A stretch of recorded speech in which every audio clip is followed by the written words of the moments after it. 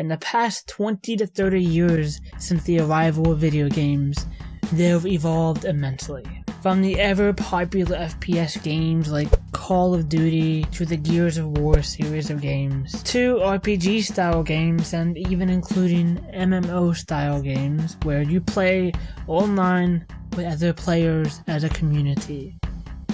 I know that in the past, video games have been associated and blamed for causing violence in the general population, and as much as this is disputed or falsely stated, unfounded, because there is no causation between the two, but we are not here to discuss or debate violence and video games and the impact they have in real life. In the last video that I did, it was about kids who killed people, which was disturbing.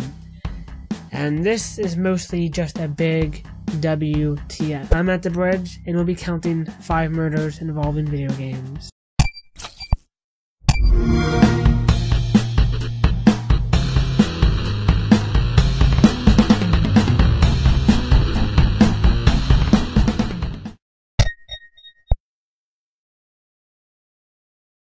Adolescence, a fun time to be alive. 13 years old, and well, lately, the new in thing is there's shoot-em-up kind of games, like Call of Duty. And well, if your grades lump sum, the responsible thing that your parents can do is to punish you in a responsible manner. That's not too heavy-handed. In this boy's case, it involved taking away his Call of Duty game that he cherished so much. Many hours were had in it, and it had very much become his life. By the way, this happened 3 years ago, so not your most recent story, but close enough. Anyway, the boy Noah Crooks kinda went batshit, and not in the fun way either. He snapped, angry at his mother for taking away his Call of Duty game. What does he do? He kills her, and he also rapes her too. Or at least he attempts to. Isn't that something that's like really messed up? Trying to rape your own mom? What the heck is wrong with people? I swear, this must read like something out of a joke or something. This was taken from the 911 call that he placed. Crook said, "I feel crazy, and I know I'm not. I think I have some form of ADD.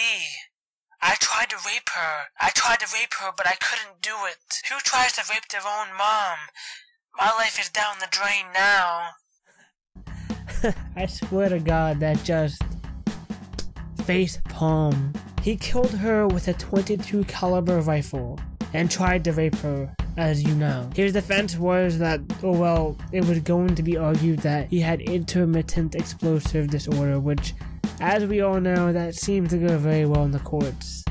Needless to say, he was convicted and found guilty of second-degree murder. He will remain in a juvenile facility until he's 18 years of age, will then determine if he is ready to be discharged. League of Legends is a rather popular game, one of those MMO type games where you battle with teammates and such to win a match. It's like a team deathmatch type thing. So this guy, Liu Kai, this story takes place in China, just so you know, was apparently playing the game with a friend. After 3 rounds of losing, he explodes. He then grabs a fruit knife. And cuts his roommate's throat, Li Bo, whom he was playing against. The murder was discovered after a puddle of blood came out underneath the crack of the door. The manager of the building then promptly called the police, where upon entering the apartment, they found Liu Kai huddled in a corner. The worst part of this is that they're using these kinds of incidents in China as some kind of reason to ban these games outright. Like trying to paint the games as the culprit. Dota is another popular game, but we're talking about Dota 2, which is still, I guess, as popular and similar to League of Legends, I guess. Anyways, we don't have a name for this individual, but the person in question is 16 years of age, So hacking people's accounts in video games in general is a big deal. I don't know if it's a big major issue that occurs, but it does happen. And of course we know this as we've seen it. And while one would rightfully be very angry if someone did this to them, and you could understand that. However, this goes and takes it a bit far. An 11-year-old boy in the Philippines, sometime after hacking another person's account, was taken to a construction site, slammed against the wall a few times before getting stabbed 40 times. Damn, this kid has anger problems to the extreme. Now, you should know that this is all alleged, and now they want to ban Dota 2 in the Philippines because of this, which honestly is bullshit. And I really don't know what happened afterwards, because there really was no information that I could find about it, any kind of precedent or court things going on about it. But hey, the heavy hand of justice must be swift, right? Remember the incident that I had told you about in the first one, about where the parent took Noah's precious Call of Duty game and decided to kill his mother?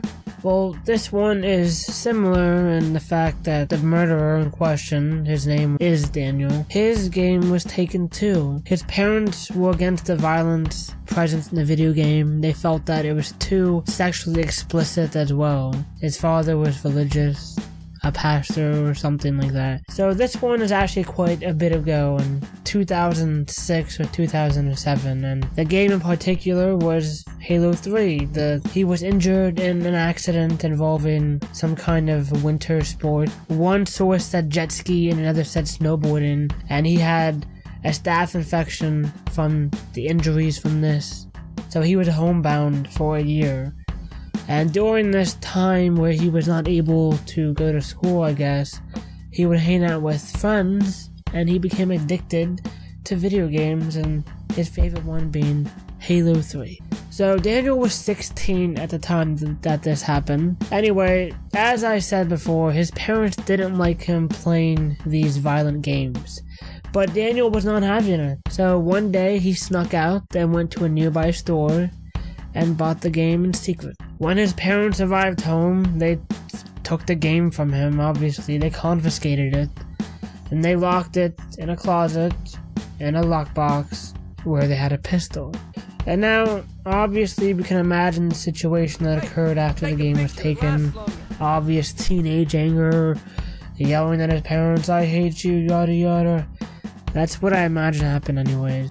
A month after this event had happened, somehow Daniel had procured the keys from his father to get into the lockbox. And in grabbing the game, he also grabbed a pistol. His parents, I guess, were in the living room of his house, and he told them to close their eyes because he has a surprise for them. So they closed their eyes and he shot them both. He killed his mother, and he shot his father in the back of the head. And afterwards, he tried to place the gun in his father's hand, saying, "Here, Dad, here's your gun." But as fate would have it, his sister and her husband, coming over to watch an Indians game, discovered the scene. At first, he tried to tell them not to come in there, but hearing the father's groans, I guess, they decided to go in there. They removed the gun from Daniel's possession, and then he left the house, went into a family van, and later he was arrested, found with the Halo 3 game on the passenger side seat next to him. I'm just hoping that it was so much worth it for him to commit that act, because life in prison sure is a fun thing, right? Over. GTA 5 has been a massively popular game, as much as any of the GTA games as of late, due to the violence they depict and the relative freedom of choice that you get to experience. Especially without consequence. And because it's a fucking video game.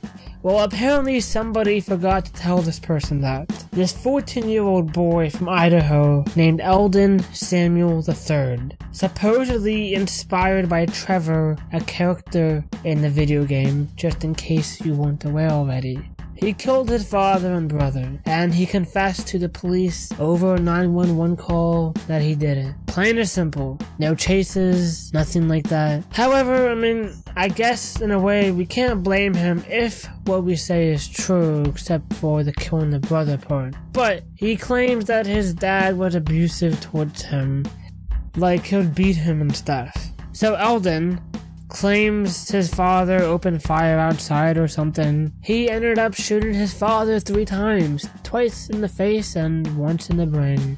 After getting shot, he then tried to crawl to a room that his brother was hiding in. When his brother would not come out of the room, he then shot him with a shotgun. After discovering that his brother was not dead, he then went in the room, stabbing him, slashing him, whatever, with a machete 30 times. This is very gruesome and majorly what the fuck. Eldon is being charged with 2 counts of premeditated first-degree murder, and he was being held on $1 million bail. So obviously he's going to jail for a very long time. I don't know what happened to him. I guess I should have looked that up. Sorry. It's a tragedy though that these people lost their lives over something so trivial in the grand scheme of things. And now the perpetrators will have to face the consequences for their actions over something so stupid. And I hope they feel like idiots. So what do you think about these people? Do you have anything that you think you can add to this conversation?